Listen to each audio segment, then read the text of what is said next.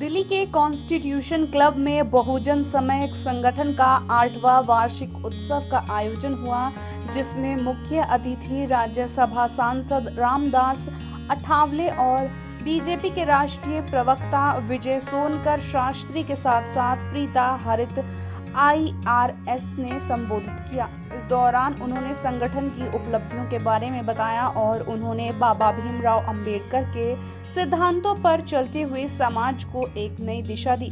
इसके साथ ही बाबा साहेब द्वारा दोबारा दलित समाज को एक पहचान दिलाने का जो संकल्प लिया, उसको आगे बढ़ाते हुए कार्यकारिणी के अन्य सदस्यों को भी जागरूक करने का संदेश दिया।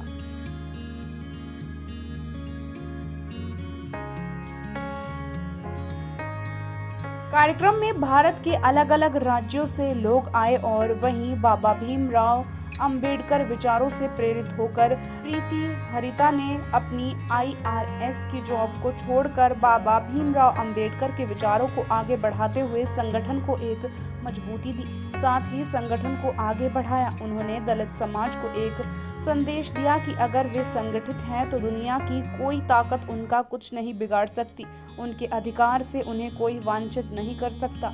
और उन्होंने बाबा भीमराव अंबेडकर एवं गौतम बुद्ध को फूल माला अर्पित कर कैंडल जलाकर उन्हें याद किया। देखिए, आज तो यहाँ जो कार्यक्रम है वो बहुजन सम्यक संगठन का स्थापना दिवस है और मैं बहुजन सम्यक संगठन के स्थापना दिवस पर सबको शुभकामना दे रहा हूँ।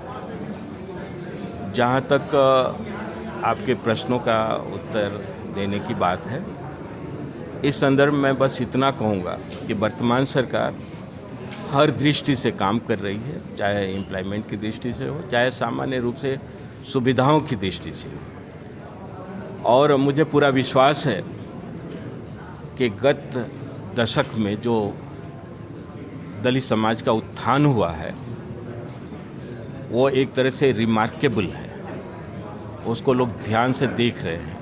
बहुजन सम्यक संगठन एक सामाजिक संगठन है, गैर राजनीतिक संगठन है। बहुजन सम्यक संगठन के माध्यम से हम देश के दलित, बहुजन, पिछाड़े और महिलाओं के अधिकारों और हकों की लड़ाई लड़ते हैं। बाबा साहब डॉक्टर अंबेडकर, तथागत गौतम बुद्ध और समाज के जितने भी जो चिंतक और विचारक रहे हैं, समाज सुधारक रहे हैं, संतों महात्माओं की हम विचारधारा को आगे बढ़ाने का कार्य करते हैं। एक ये कहा जाता है कि हमेशा की जो बहुजन समाज है वो काफ़ी पिछड़ा हुआ है, उसको मतलब आगे बढ़ने का मौका सही नहीं मिला, तो उसको लेकर भी क्या आप क्या कर रहे हैं? बहुजन समाज को आगे बढ़ने का मौका मिला है।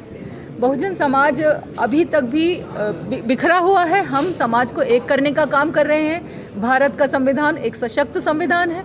सशक्त संविधान, इतना सशक्त संविधान है जो आपातकाल में भी मजबूत है और सुखद काल में भी मजबूत है, और उसी संविधान से हम सब लोग जो है चलते हैं। तो भारत के दलित बहुजन का भविष्य भी उजला है इस देश में।